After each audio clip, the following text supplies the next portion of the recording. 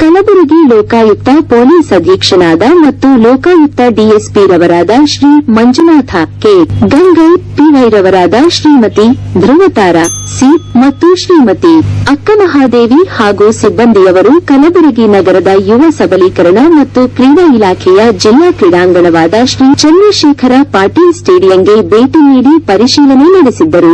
ಬೆಳಗ್ಗೆ 10:45 ಗಂಟೆಯಾದರೂ ಸಹ ಯಾವುದೇ ಅಧಿಕಾರಿಗಳು ಮತ್ತು ಸಿಬ್ಬಂದಿಯವರು ಹಾಜರು ಇರಲಿಲ್ಲ. ಕ್ರೀಡಾಂಗಣದ ಆವರಣದಲ್ಲಿರುವ ಶೌಚಾಲಯಗಳು ಸ್ವಚ್ಛತೆ ಇಲ್ಲದೆ ದುರ್ವಾಸನೆಯಿಂದ ಕೂಡಿದ್ದು ಹಾಗೂ ಕಿಟಕಿ ಗಾಜುಗಳು ಒಡೆದಿದ್ದು ಶೌಚಾಲಯಗಳಿಗೆ ನೀರಿನ ವ್ಯವಸ್ಥೆ ಇರಲಿಲ್ಲ. ಪುರುಷರ ಜಿಮ್ನಲ್ಲಿ ಅತ್ಯಾಧುನಿಕ ಟ್ರೇಡ್ಮಿಲ್ಗಳು ಇತರೆ ಉಪಕರಣಗಳು ಇದ್ದರೂ ಸಹ 3 ಫೇಸ್ ವಿದ್ಯುತ್ ಇಲ್ಲದ ಕಾರಣ ಬಳಸದೆ ಧೂಳು 2019ರಲ್ಲಿ ಖರೀದಿಸಿ ಇಟ್ಟಿರುವ ಸುಮಾರು 20 ಬಂಕರ್ ಕಾಟ್ಗಳನ್ನು ಉಪಯೋಗಿಸದೆ ಧೂಳು ಹಿಡಿದಿದೆ. ಕ್ರೀಡಾ ವಸತಿ ನಿಲಯದ ಮುಖ್ಯ ಗೇಟಿಗೆ ಬೀಗ ಹಾಕಿದ್ದು ವಸತಿ ನಿಲಯದಲ್ಲಿ ಕೇವಲ 18 ವಿದ್ಯಾರ್ಥಿಗಳು ಪ್ರವೇಶ ಪಡೆದಿದ್ದು ಹಾಸ್ಟೆಲ್ನ ಕಟ್ಟಡ ಶಿಥಿಲಾವಸ್ಥೆಯಲ್ಲಿ ಇರುವುದರಿಂದ ಪಾಲಕರು ಮಕ್ಕಳನ್ನು ಕಳುಹಿಸಲು ನಿರಾಕರಿಸಿದ್ದಾರೆ. ಕ್ರೀಡಾಂಗಣದ ಆವರಣದಲ್ಲಿ ಸೋನಾ ಬಾತ್, ಸ್ಟೀಮ್ ಬಾತ್, ಜಕೂಜಿ 2019ರಲ್ಲಿ ಪ್ರಾರಂಭಿಸಿದ್ದು ಸದರಿ ಕಟ್ಟಡಕ್ಕೆ ವಿದ್ಯುತ್ ಸಂಪರ್ಕ ಇಲ್ಲದೆ ಬಳಕೆಯಲ್ಲಿ ಇಲ್ಲ.